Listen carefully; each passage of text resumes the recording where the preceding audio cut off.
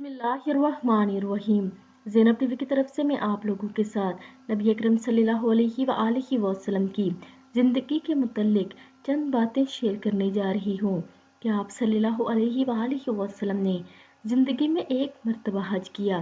آپ صلی اللہ علیہ وآلہ وسلم نے زندگی میں 4 عمرے کیے اور آپ صلی اللہ علیہ وآلہ وسلم نے زندگی کے 53 سال مکہ میں گزارے اور آپ صلی اللہ علیہ وآلہ وسلم نے زندگی کے 10 سال مدینہ میں گزارے۔